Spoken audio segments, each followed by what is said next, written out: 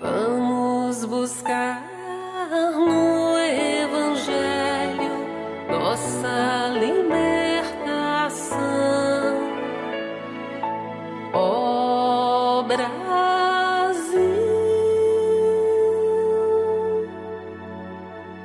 pátria amada do nosso coração.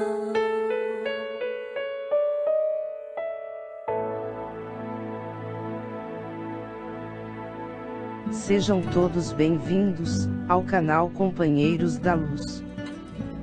Campanha de divulgação do Consolador Prometido, dádiva divina da terceira revelação, materializada na obra básica e subsidiárias da codificação espírita, trazidas ao mundo pelos emissários do Senhor, que semeiam as diretrizes reveladoras de Deus, a forjar nossa evolução moral, apontando-nos rumo à nova era. Leitura e estudo do livro Brasil, Coração do Mundo, Pátria do Evangelho. Obra ditada pelo Espírito Humberto de Campos, ao médium Chico Xavier. Iniciemos então a leitura deste capítulo de número 24, intitulado A Regência e o Segundo Reinado. Ninguém, no Brasil, poderia supor que Dom Pedro ia abandonasse o país precipitadamente, como fez a 7 de abril de 1831.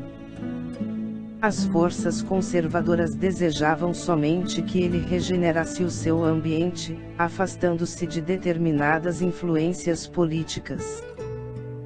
O resultado da inesperada abdicação foi a desordem, que se propagou a todos os recantos, provocando descontentamentos e sedições.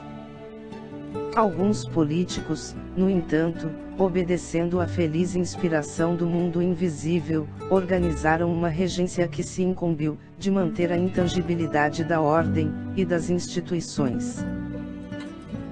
Essa regência interina, com imensos sacrifícios, iniciou o seu trabalho de pacificação na Bahia, em Minas e em Pernambuco, onde inúmeros portugueses eram assassinados, sob o pretexto de antigas desforras dos movimentos nativistas. Os distúrbios militares proliferavam em toda parte, exigindo a mais alta cota de sacrifícios e dedicações dos verdadeiros patriotas. O exército, desde os acontecimentos de 7 de abril, caracterizava as suas atitudes pela revolta e pela indisciplina. O norte do país vivia sob o regime do sangue e da morte. O povo de Pernambuco, humilhado pelas incursões da soldadesca amotinada, que lhe feriam os brios e as tradições, veio a campo, travando-se os mais fortes combates, em que perecerão, ou foram presos, muitas centenas de indisciplinados. Esses protestos e esses exemplos, todavia, não conseguiram eliminar a luta persistente e pavorosa. A guerra civil continuou, anos a fio, à sombra das matas, estendendo-se ao Pará, com o seu rastilho de miséria e de sangue. Muitos governadores foram barbaramente trucidados, pela caravana sinistra da confusão e da desordem. Jamais, a pátria do Evangelho atravessara tão perigosa situação, sob o ponto de vista social e político. O partidarismo envenenava todos os ambientes, com a vasa de suas paixões desenfreadas, e não fossem os mananciais do pensamento e da economia, fixados por Ismael nas regiões do Rio de Janeiro, de São Paulo e Minas, que asseguraram a própria estabilidade nacional, talvez não pudesse o Brasil resistir ao elemento embrutecedor, que suprimiria para sempre a sua unidade territorial. Depois de 4 anos de experimentações e lutas incessantes, a regência é entregue a um dos homens mais enérgicos e prudentes da época, o eclesiástico Diogo Antônio Feijó, que iniciou a sua obra de honestidade e de civismo, sob a direção das falanges esclarecidas do infinito. O grande paulista, porém, não conseguiu permanecer muito tempo à frente do governo.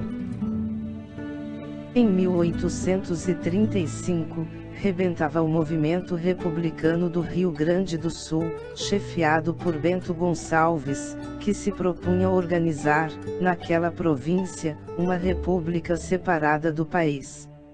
Esse movimento separatista iria consumir grande coeficiente das energias nacionais, porquanto só terminaria mais tarde, sob a ação pacificadora do Segundo Reinado.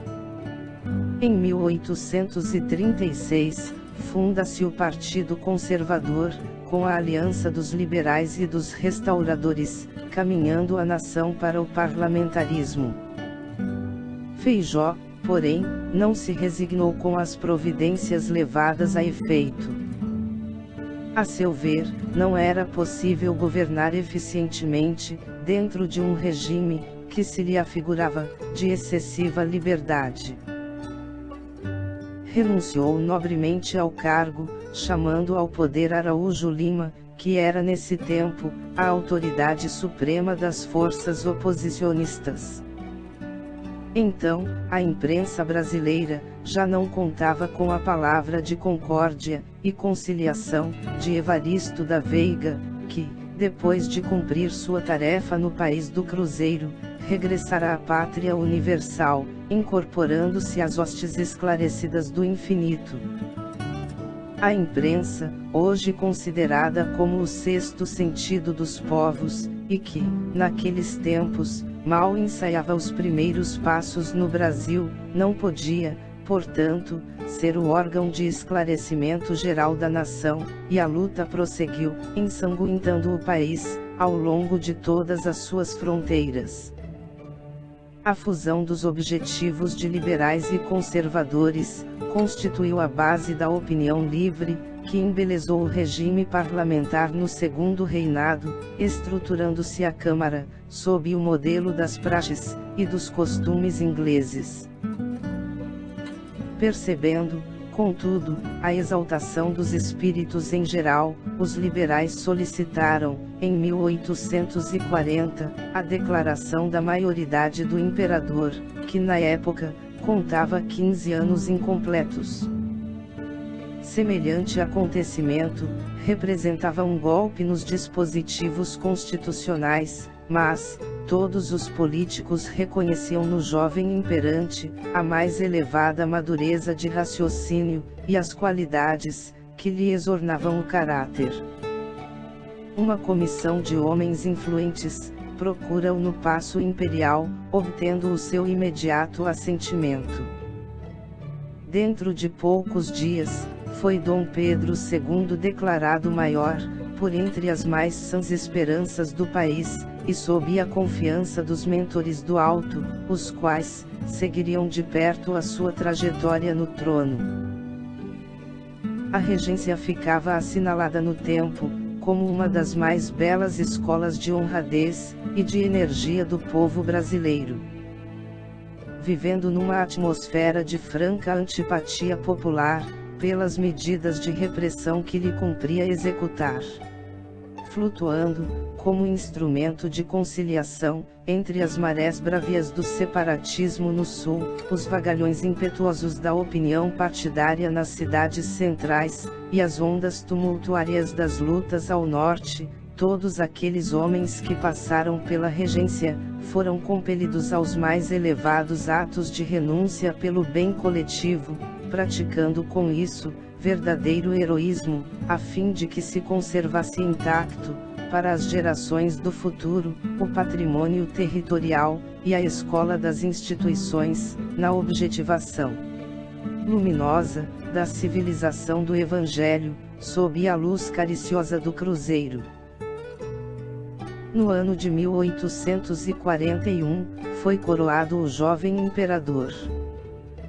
Não obstante a sua condição de adolescente, Dom Pedro II, assistido pelas numerosas legiões do bem, que o rodeavam no plano invisível, tomava o cetro e a coroa, consciente da responsabilidade gravíssima, que lhe pesava sobre os ombros. A sua primeira preocupação administrativa, foi pacificar o ambiente intoxicado de sedições e rebeldias.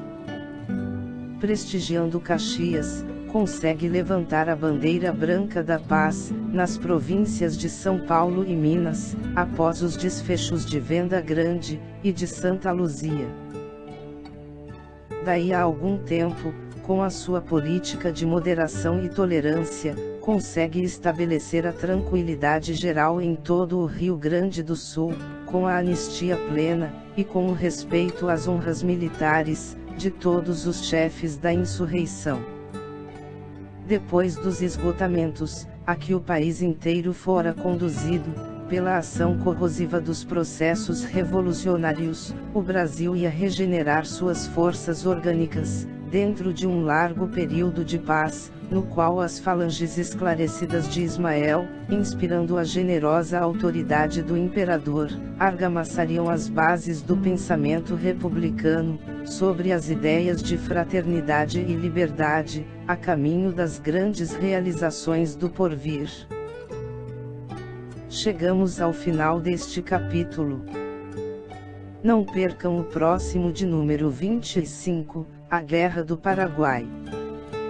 Muito obrigado, boa reflexão, que Jesus abençoe a todos.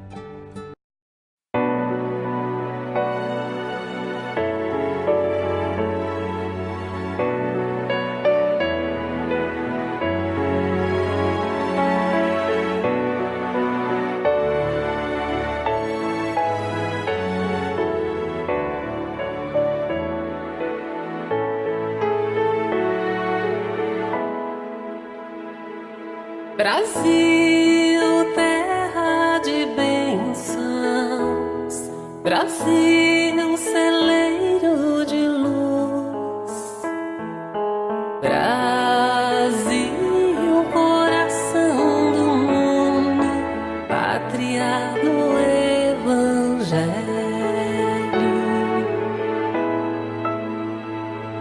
Brasil, reconstrução, Brasil, renovação,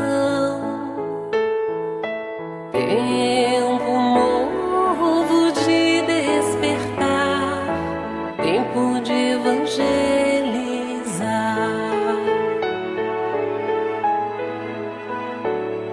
Bela é a vossa gente, buscando resgatar um passado cheio de erros, no presente a trabalhar.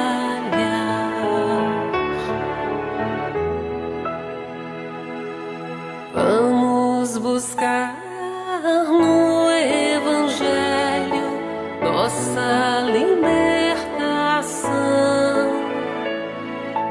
Ó Brasil,